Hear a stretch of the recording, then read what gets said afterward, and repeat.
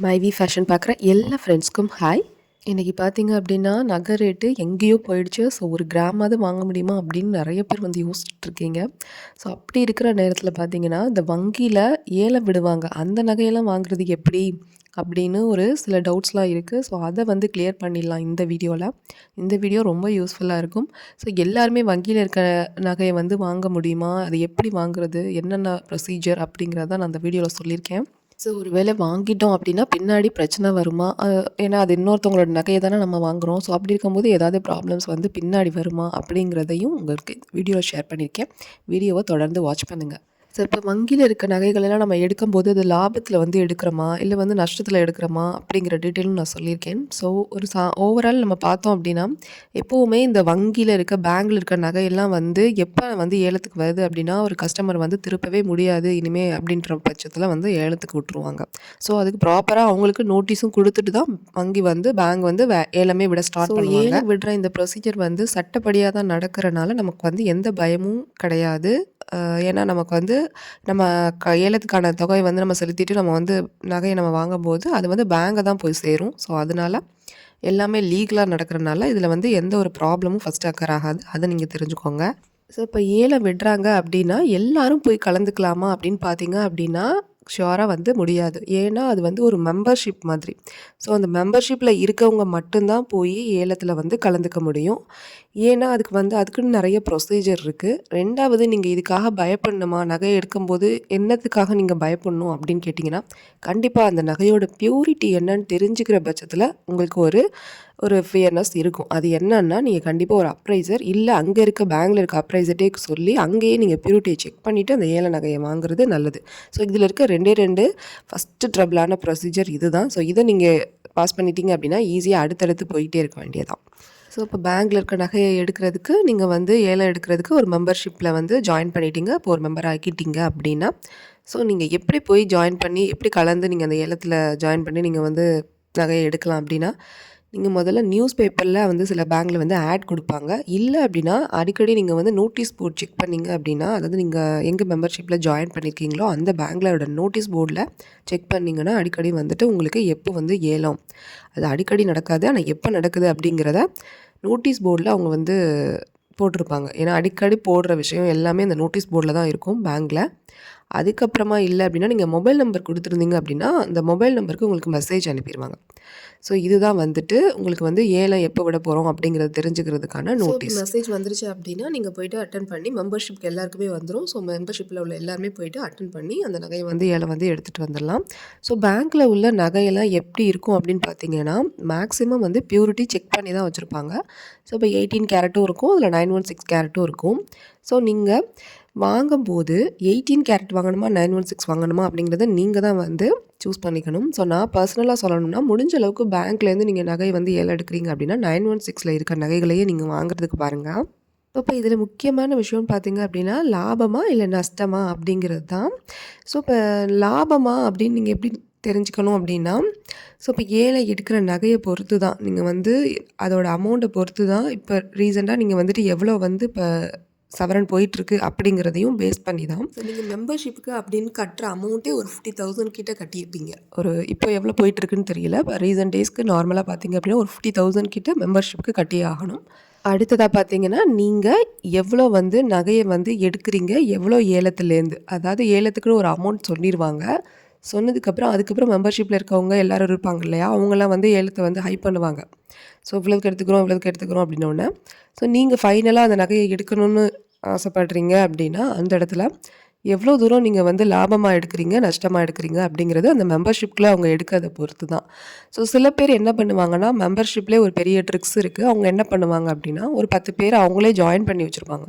So அவங்களோட ஆட்களையே 10 பேர் அவங்க வந்து கூட்டிகிட்டு போயிட்டு ஏலத்தை வந்து எப்படி ஒரு ட்ரிக்காக எடுப்பாங்க. சொல்கிறது புரியுதா? அவங்க வந்து ஒரு 10,000 உள்ள நகையை வந்து எடுக்கிறாங்கன்னா ஸோ அவங்களுக்கு வந்து ஒரு ரூ. 15 வரைக்கும் ஓகே. அந்த ஃபஸ்ட்டு எடுக்கிற மெம்பருக்கு வந்து ரூ. 15,000 வரைக்கும் எனக்கு ஓகே அப்படின்னா, இடையில இருக்க இந்த மெம்பர்ஸ்லாம் அத வந்து ஏத்தி விடுவாங்க. ஸோ கொஞ்சம் ஏத்தி விட்டு இது கூட ஸ்டாப் ஆனாங்கன்னா, இவர் வந்து ஃபைனலா அத சூஸ் பண்ணி அந்த நகைய எடுக்கிற மாதிரி.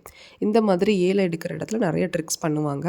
ஸோ மெம்பர்ஷிப்ல இருக்கவங்களே ஒரு 10 பேர ஜாயின் பண்ணி விட்டுருப்பாங்க. அவங்க தான் அந்த மேக்ஸிமம் வந்து ஜாயின் பண்ணி விட்டுருப்பாங்க அந்த மெம்பர்ஷிப்ல இருக்கவங்க. நான் சொல்றது புரியும்னு நெனைக்கிறேன். நான் வந்து என்ன சொல்றேன்னா, இந்த மெம்பர்ஷிப்ல இருக்கிற அந்த மெயினா வந்து ஒருத்தர் இருக்காரு. அவர் தான் அந்த ஏலத்துல இருக்க நகையெல்லாம் எடுக்கிறாருன்னா, அந்த ஒரு 10 பேர ஜாயின் பண்ணி விட்டுருக்காருல, அவர் வந்து ஆப்போசிட் பார்ட்டிஸ்.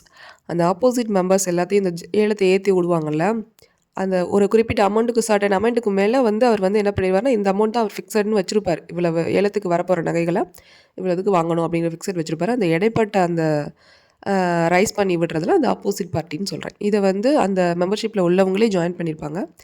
இது வந்து நெறைய அந்த பேங்க்குள்ள நடக்கும். ஸோ இப்போ அவங்களுக்குள்ள பேசிக்கிட்டு வந்துருவாய்ங்க. எப்படின்னா, நான் ஒரு அமௌண்ட் சொல்றேன், சர்டன் அமௌண்ட் சொல்றேன். இதோட நீ வந்து ஸ்டாப் பண்ணு. ஸோ அப்படிங்கிற மாரி பேசிட்டு, ஸோ அதுக்கப்புறமா வந்துட்டு அவங்க சொல்லி விட்டதுக்காக, அவங்களுக்கு வந்து வெளியில வந்து அமௌண்ட் குடுத்துட்டு, அந்த 10 பேர இவங்களே கூட்டிட்டு வரது அந்த ஆப்போசிட் டீம். இந்த மாரிலாம் ஒரு சின்ன சின்ன இதெல்லாம் பண்ணுவாங்க. ஸோ அந்த மாரி தான் அப்ரைசர் ஒருத்தர் எனக்கு இது சொன்னது, இந்த விஷயம். ஸோ நான் வந்து ஏலத்துல நகை எடுக்கிறதுல எப்படி அது பத்தி எனக்கு தெரியாதுன்னு சொல்லி கேட்டனால, அவர் வந்து அத வந்து எனக்கு எக்ஸ்பிளைன் பண்ணாரு. ஸோ இந்த மாரியும் இதெல்லாம் நடக்கும்னு அப்ரைசரே சொன்னாரு. ஓகே. உங்களுக்கு அந்த மாதிரியும் நீங்க வந்து பண்ணிக்கலாம். ஸோ அடுத்தது பார்த்தீங்க அப்படின்னா, எங்க வந்து நீங்க ஏலம் வர நகைகள எடுக்கணும் அப்படிங்கிறதையும் நான் சொல்லியிருக்கேன். ஸோ கிராம வங்கியில ஏலம் வருது அப்படின்னா, அந்த நகைகள்லாம் நீங்க எடுக்க வந்து ட்ரை பண்ணலாம். அது பார்த்தீங்க அப்படின்னா, ரொம்ப பெரிய அமௌண்ட்லாம் வச்சிருக்க மாட்டாங்க. ரொம்ப கம்மியான அமௌண்ட்டுக்கு தான் வந்து வச்சிருப்பாங்க. ஸோ அந்த நகைகள்லாம் சீக்கிரம் ஏலம் வந்துச்சு அப்படின்னா, அந்த நகைகள நீங்க எடுக்க ட்ரை பண்ணலாம்.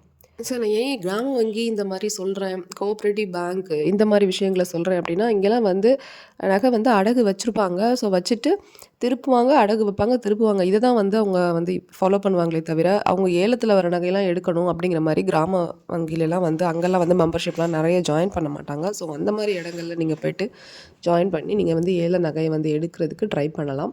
ஸோ இப்ப நான் ஏலத்த வந்து எடுத்து அத வந்து ஒரு பிஸ்னஸா பண்றேன் அப்படிங்கிறவங்க கண்டிப்பா பண்ணுங்க. இதில இன்ட்ரெஸ்ட் இருக்கு அப்படிங்கிறவங்க கண்டிப்பா விசாரிச்சு அதுக்கான ப்ரொசீஜர ஃபாலோ பண்ணி பண்ணுங்க.